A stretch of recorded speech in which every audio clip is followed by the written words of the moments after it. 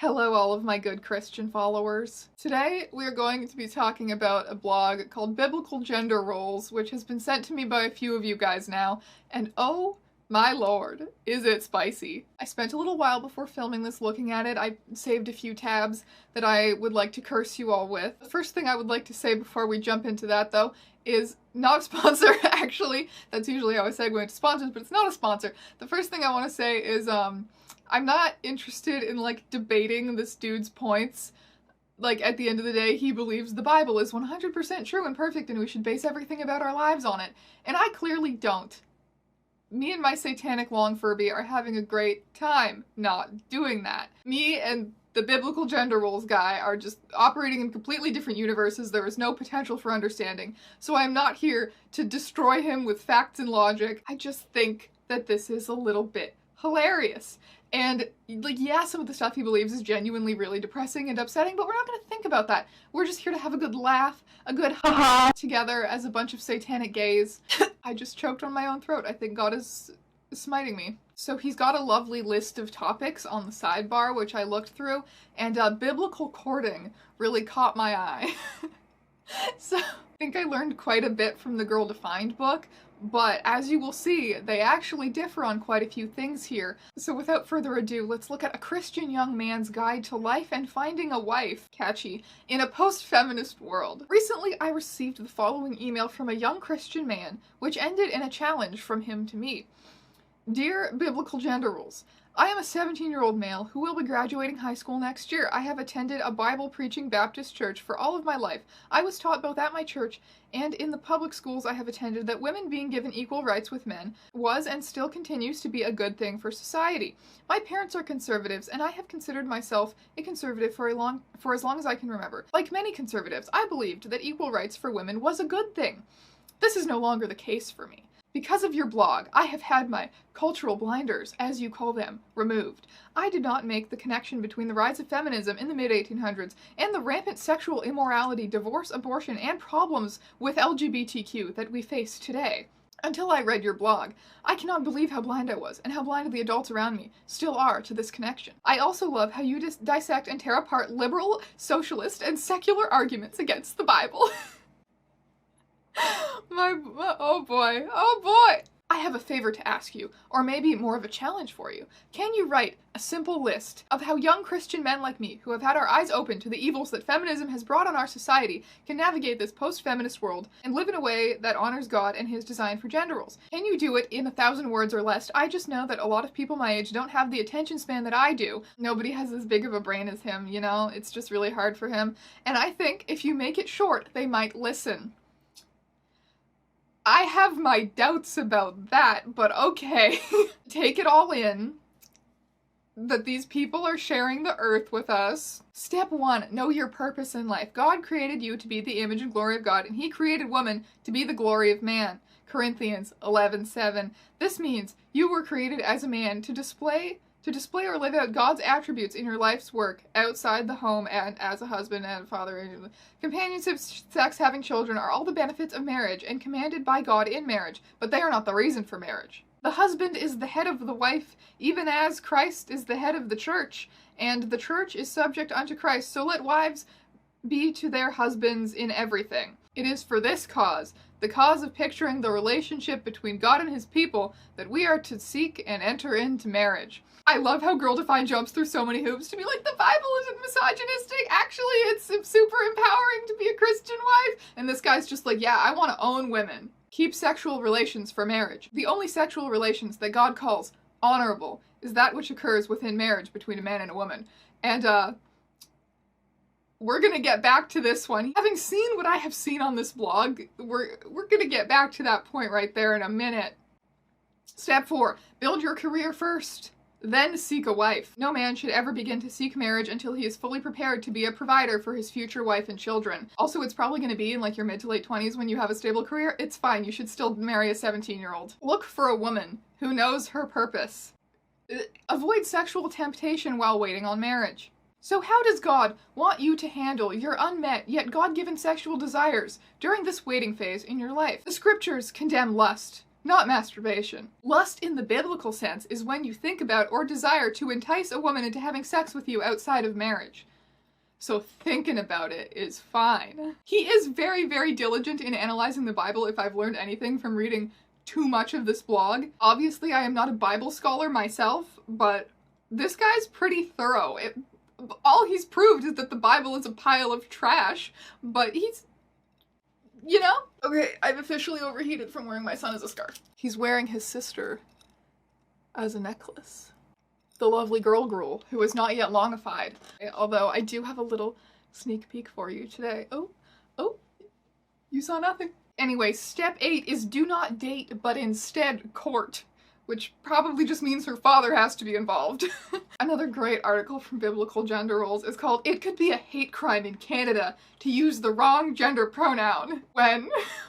When will the Conservatives give up the imaginary Canadian gender police? I love this argument. Canada passed a law Thursday making it illegal to use the wrong gender pronouns. Critics say that Canadians who do not subscribe to progressive gender theory could be accused of hate crimes, jailed, fined, and made to take anti-bias training. And that was in 2016, and then none of that happened.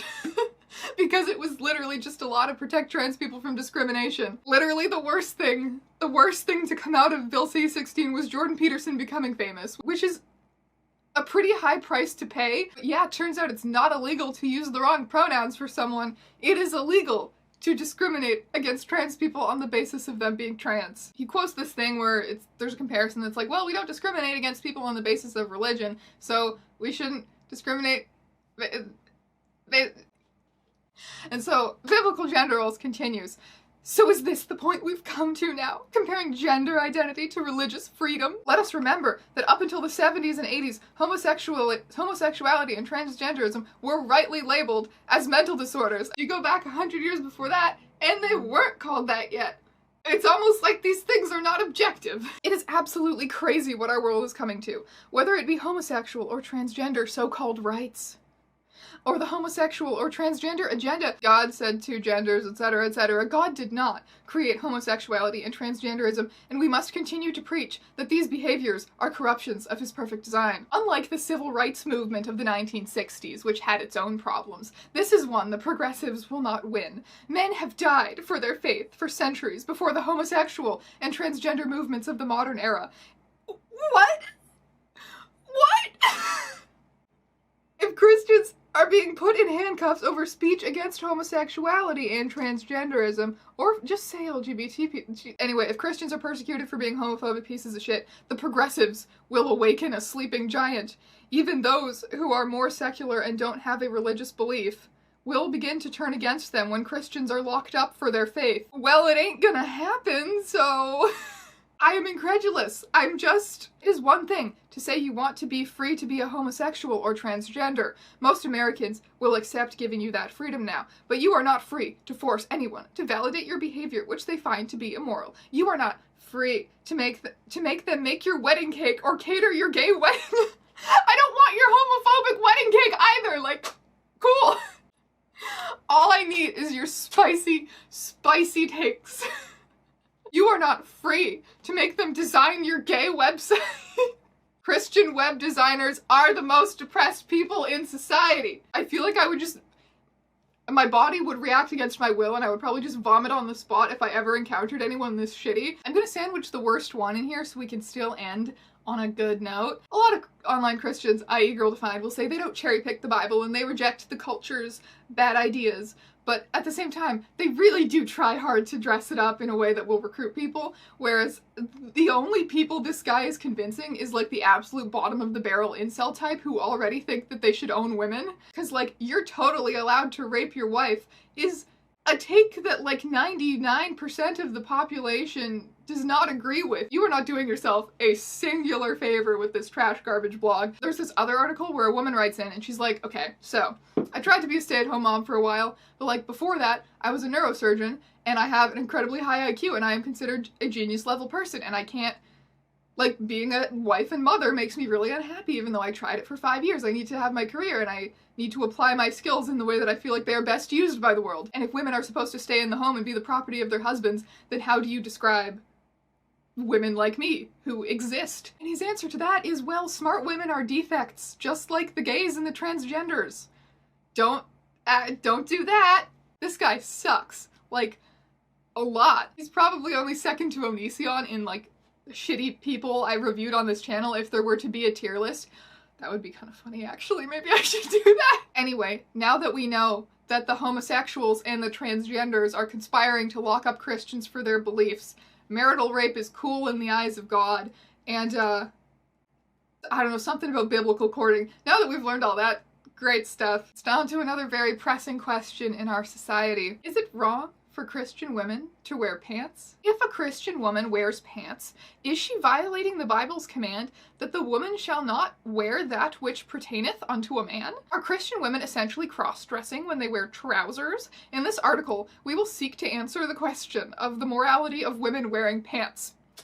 The Bible is clear that God wants women to dress like women and men to dress like men. But where the disagreement comes in is in what is masculine dress and what is feminine dress. Honestly, I've read this entire article already. Honestly, I found it interesting to see what the Bible actually says about this stuff. And this guy goes very in depth. This is a genuinely educational article about what the Bible has to say about how men and women should dress. And then he goes into talking about how he likes to look at his wife's ass in jeans or something like that. So essentially the conclusion is like, oh well, in biblical times, people dressed entirely differently. A lot of men wore skirts, and that was considered masculine dress at that point, so that was fine. And then things changed throughout history. Oh my god, what a concept! Why does that not apply anywhere else? Why does sometimes society changes and that's okay not apply anywhere else but here? I want all of the extremist Christians to just go back to dressing exactly how everyone did in biblical times. Really bad. Anyway, the conclusion is men wear the clothes that our society now prescribes to men, and women wear the clothes that society now prescribes to women. Where do I stand on this? As a Christian husband and father, I have no problem with my wife or daughter wearing pants for their day-to-day activities, but when we go to church or any other formal type of gathering, I have them wear dresses. I love the phrasing of that a lot. When my wife and I go out to a nice restaurant for a date, I like her to wear a dress. The vomit is just, it's just, ugh.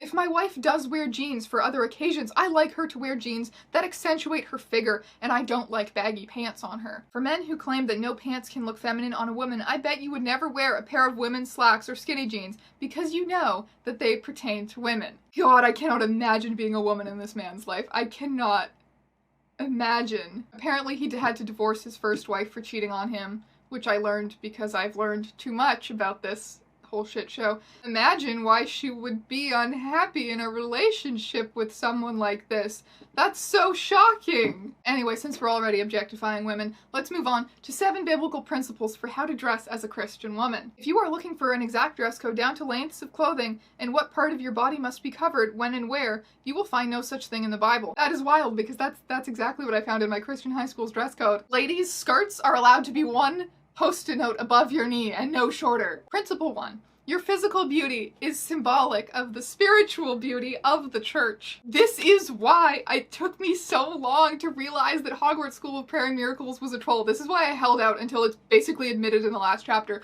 because this shit is real. All of the shit that she says in it is absurd, but it is real. Women are obligated to be beautiful and feminine to represent how beautiful the church is. Like, yeah. You believe me now. Contrary to the modern meaning of modesty, the biblical meaning of a woman dressing modestly means that women are to dress appropriately. Dressing modestly, biblically speaking, does not specifically mean not dressing in a sexual way. It means to dress appropriately for the occasion. So while it may be perfectly acceptable for you to wear a bikini to the beach, it would not be appropriate for you to wear a bikini to a job, unless you're a lifeguard or a model. This guy and Girl Defined fight now. I need to see it. They're like, women must be very careful to never make men horny with their scandalous shoulders. And this guy's in the other corner like, wanna look at a titty? Bikinis are Christian now. Principle number 4, you should dress to please your husband. God wants women to submit to their husbands in everything. Everything includes how you dress and how you manage your appearance, as well as many other things. When you are married, you should dress to please your husband. Find out what colors he likes, find out what styles he likes, and try to wear those type of clothes. This also means you should dress sexy for your husband in the appropriate circumstances. I I'm sure he's not biased in this at all. If you know your husband will be taking you out for a night on the town, why not go pick up some sexy dress to wear for him? Your body is a work of art that God has graciously gifted to your husband, and you should not be hiding your beauty. Well, there is no shame in a woman displaying her beauty, and there is no shame in men appreciating that beauty, or even being sexually aroused by that beauty. There was one that was really funny. I can't believe I didn't put a tab in this post, and it was like, why I let my 14-year-old son have pictures of bikini models in his room, or something like that. Objectifying women is fine and good, because the goal is to own them one day. This guy and girl defined, fight. Insane Christians come in so many shapes and sizes. The ones who jump through every hoop and write multiple books about how actually biblical femininity is empowering and not misogynistic, and the ones who pretty much just straight up admit it and write a whole blog about how to own your wife. Thank you so much for having a horrible time with me, seeing some things that we can never unsee. But alas, that is what we do here. If you enjoy having a horrible time, please subscribe to my channel. Go support me on Patreon. I do weekly Q&As every single Wednesday on Discord. And with that, I will see you in another video very soon.